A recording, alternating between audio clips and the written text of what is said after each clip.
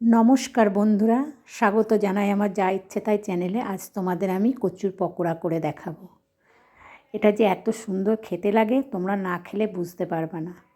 তাহলে চলো এটা আমি করে দেখাই, তোমরা দেখতে থাকো, তোমরা আমার সাথে থেকো বন্ধুরা। দেখো এই কচুর দুটো পিস আমি করে নিয়েছি। কচুটা একটু গলা ধরে নে, আমরা আগে খেয়ে দেখেছি। এই কচুটাকে আমি একটা গ্রেটার নিয়েছি, গ্রেটারের সাহায্যে একটু গ্রেট করে নেব। দেখো কচুটাকে আমি এইভাবে গ্রেট করে নেব। কচুটাকে আমি এইভাবে গ্রেট করে নিয়েছি। আমি সম্পূর্ণ কচুটাই এইভাবে গ্রেট করে নেব। দেখো সম্পূর্ণ কচুটা আমার গ্রেট করে নেওয়া হয়ে গেছে। এরকম সরু সরু করে আমি গ্রেট করে নিয়েছি। এবার আমি এই কচুটাকে একটা অন্য পাত্রে রেখে দেব। আমি একটা বড় প্লেট নেব, সেই প্লেটে আমি এই কচুটাকে ঢেলে দেব। দেখো আমি একটা পাত্র নিয়েছি, এর মধ্যে আমি কচুটাকে দিয়ে দিচ্ছি। কচুটাকে আমি সম্পূর্ণ ঢেলে দিলাম পাত্রটার মধ্যে। এবার আমি কি করব, এর মধ্যে এই কচুটা মধ্যে আমি দেখো এর মধ্যে আমি দিয়ে দেব খানিকটা এই বাটির যেটুক নিয়েছিলাম তার হাফ বেসন, আর দিয়ে দেব এই বাটির হাফ বাটি চালের গুঁড়ো। এবার আমি এর মধ্যে দিয়ে দেব পরিমাণ মতন লবণ। লবণটা দিয়ে এর মধ্যে দিয়ে দিলাম পরিমাণ মতন হলুদ, আর দিয়ে দেব একটু লঙ্কা গুঁড়ো, শুকনো লঙ্কা গুঁড়ো, আর এর মধ্যে দিয়ে দেব সামান্য কালো জিরে, আর দিয়ে দেব অল্প একটু মিষ্টি। এবার আমি এর মধ্যে দিয়ে দেব দুটো কাঁচা লঙ্কা কুচি, আর দিয়ে দেব এর মধ্যে একটু ধনেপাতা কুচি। এবার আমি এটাকে সব উপকরণটাকে একটু ভালো করে মিশিয়ে নেব। দেখো আমি ভালোভাবে মিশিয়ে নিচ্ছি।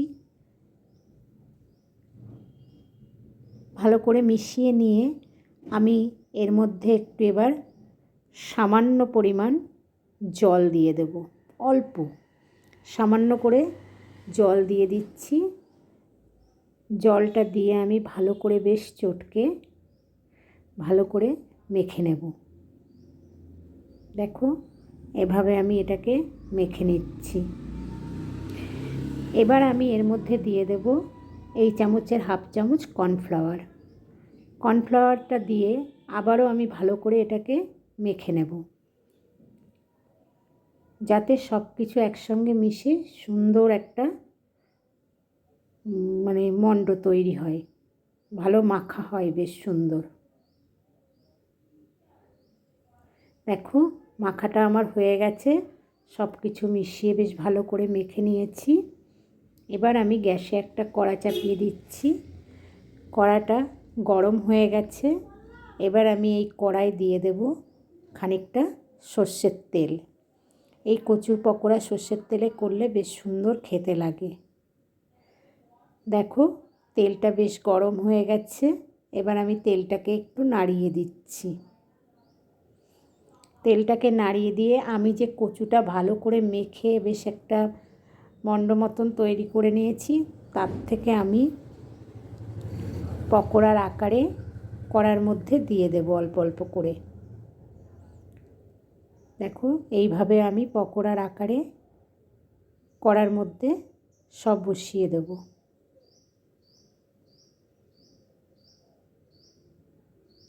দেখো আমি সব পকোড়ার আকারে দিয়ে দিয়েছি। এবার এপিট ওপিট করে লাল লাল করে এগুলোকে ভেজে নিতে হবে।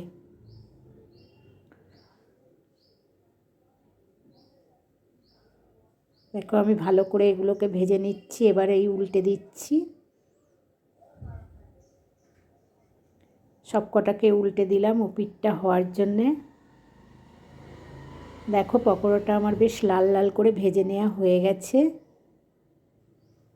এবার আমি একটা থালায় ঢেলে দেবো, একটা পাত্রে ঢেলে দিচ্ছি।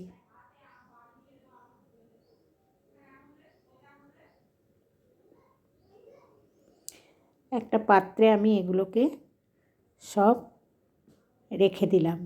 এবার আমি এই তেলের মধ্যে আবারও পকোড়ার আকারে দিয়ে দেব। এভাবে আমি সব কটা ভেজে তোমাদের সার্ভ করে দেখাবো।